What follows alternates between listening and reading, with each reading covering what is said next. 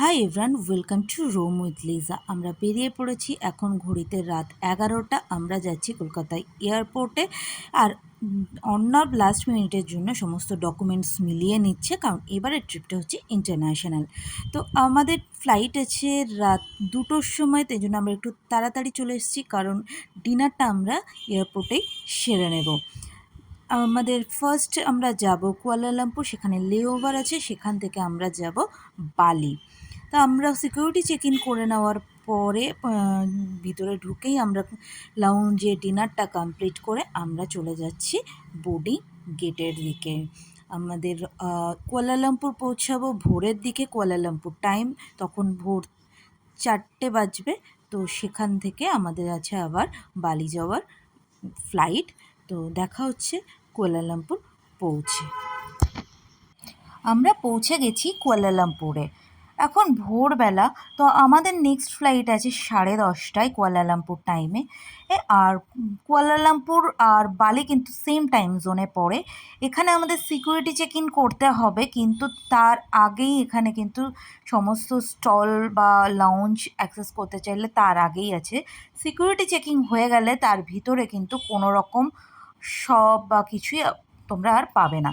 তো আমরা এখানে সকালের ব্রেকফাস্টটা কমপ্লিট করলাম, আর এই লাউঞ্জেই আমরা ওয়েট করছিলাম আমাদের ফ্লাইটের জন্য। তো ব্রেকফাস্টটা এদের এখানে দেখলাম অনেক কিছু আছে, নাম পড়ে বোঝা সম্ভব না। তো দেখে জিনিসপত্র দেখে আমি বুঝতে পেরেছি কোনটা কি, অনেক কিছুই আছে। খুব সুন্দরভাবে এরা ডেকোরেশনটা করে, অনেক আইটেম ছিল। তো আমরা এখানে ওয়েট করেছি। এখানে প্রায়োরিটি পাস নিয়ে এসেছিলাম ইন্ডিয়া থেকে ক্রেডিট কার্ডের এগেনস্টে। তো সেই প্রায়োরিটি পাস দিয়ে এখানে লাউঞ্জ অ্যাক্সেস করা যায়, আর লাউঞ্জ অ্যাক্সেস করার সাথে সাথে এরা ওয়াইফাইয়ের পাসওয়ার্ডটাও হাতে হাতে দিয়ে দেবে।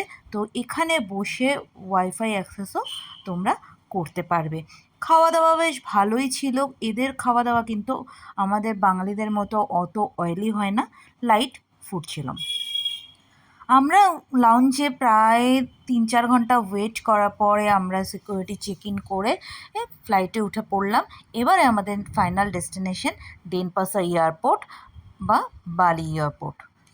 কুয়ালালামপুর থেকে বালি পৌঁছাতে আমাদের টাইম লাগবে 4 to 4.5 আওয়ার্স।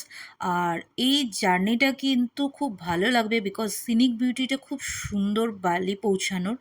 আর এই রাস্তাতেই তোমরা দেখতে পাবে মাউন্ট বাটুর অ্যাক্টিভ ভলকানো। আর যখন ফ্লাইট ল্যান্ড করবে, ল্যান্ডিংটা কিন্তু পুরো সমুদ্রের উপর দিয়ে ল্যান্ডিং হবে। তো সেজন্য খুব সুন্দর একটা সিনিক বিউটি তোমরা এখানে এনজয় করতে পারবে। সো অলওয়েজ উইন্ডো সিট নেওয়ার চেষ্টা করবে। ভিডিওটা শেষ পর্যন্ত দেখতে থাকো, অনেক ইনফরমেশান এখানে আমি তোমাদের বালি রিলেটেড দেবো। ডেনপাসার এয়ারপোর্টে ল্যান্ড করে ফার্স্টেই আমরা $100 এখানে কনভার্ট করিয়েছিলাম আইডিআরে। আর কারণ আমাদের এখান থেকে ক্যাব বুক করার ছিল, আর আমরা এখানে নিয়ে নিয়েছিলাম সিমটাও। আমরা এখানে টেলকম সেলের সিম নিয়েছিলাম। তোমরা এখান থেকে ক্যাব পেয়ে যাবে। ক্যাবের জন্য আগে থেকে গ্র্যাব বা গোজ্যাক ইনস্টল করে নিয়ে এসো ফোনে, আর না হলে এয়ারপোর্টেও এই পার্কিং লটের পাশেই কিন্তু গ্র্যাবের একটা পয়েন্ট পেয়ে যাবে, যেখান থেকে তোমরা অফলাইন গ্র্যাবের ক্যাবও বুক করতে পারো। আমরা এয়ারপোর্ট থেকে অনলাইনে গ্র্যাব বুক করে বেরিয়ে পড়লাম আমাদের হোটেলের উদ্দেশ্যে। আমাদের ডেস্টিনেশন এখন হচ্ছে উবুদ। আমরা এয়ারপোর্টে ডলার এক্সচেঞ্জ করিয়েছিলাম 100, কারণ লোকাল মার্কেটে কিন্তু বেশি ভালো রেট অফার করে এয়ারপোর্টের থেকে। আমাদের ট্রিপ প্ল্যানে আছে নুসা পেনিদা। নুসা পেনিদায় কিন্তু টেলকম সেল ভালো নেটওয়ার্ক কভারেজ দেয়, সেই কারণেই আমরা টেলকম সেল চুজ করেছিলাম। আমরা উবুদে পৌঁছে গেছি বিকেল 4টে নাগাদ। এখানেই আপনারা সামনে অনেক রেস্টুরেন্ট, তাছাড়া বাইক রেন্টের জায়গাও পেয়ে যাবেন। আর এখানে এই যে বাইকগুলো আছে, এইগুলো আপনারা রেন্টে নিয়ে কিন্তু আপনারা হোটেলের সামনে রেখে দিতে পারেন 2 থেকে 3 দিনের জন্য রেন্টে নিয়ে। এখানে 2 হুইলার পার্কিংয়েরও জায়গা আছে হোটেলের সামনে। তো এই সব 2 হুইলারগুলো আপনারা এই জায়গায় পার্ক করতে পারবেন। রিসর্টটা খুব সুন্দর। আমরা এখান থেকে কটেজ বুক করেছিলাম। এদের কটেজ প্লাস বিল্ডিং ফেসিলিটি দুটোই আছে, প্লাস সেলফ কুকিংয়েরও জায়গা আছে। ডিটেল রিভিউ কিন্তু আমার চ্যানেলে অলরেডি আপলোড করা আছে। আপনারা ডিটেল দেখতে চাইলে আমার চ্যানেলে দেখে নিতে পারেন, আদারওয়াইজ আই বাটনে ক্লিক করে সোয়ানিনের ভিডিও দেখে নিতে পারেন। তারপরে আমরা চলে গেছিলাম লাঞ্চ করার জন্য। এখানে কিন্তু ছোট ছোট রেস্টুরেন্টগুলোও খুব সুন্দর করে ডেকোরেট করা, খুবই ভালো লাগবে। আর এখানে ফেমাস ডিশ বলতে পড়ে নাসি গোরেং আর মি গোরেং।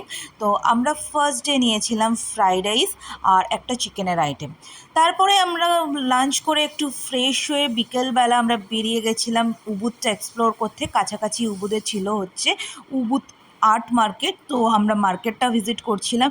মার্কেটে অনেক কিছু আছে, অনেক কিছু শপিং করতে পারবে। এখানে বালিতে যেসব ড্রেস জেনারেলি ফরেনার্সরা ইউজ করে, তো সেই সমস্ত ড্রেস আপনারা এখানে পেয়ে যাবেন। আর ড্রেসগুলো কিন্তু খুব সুন্দর সুন্দর।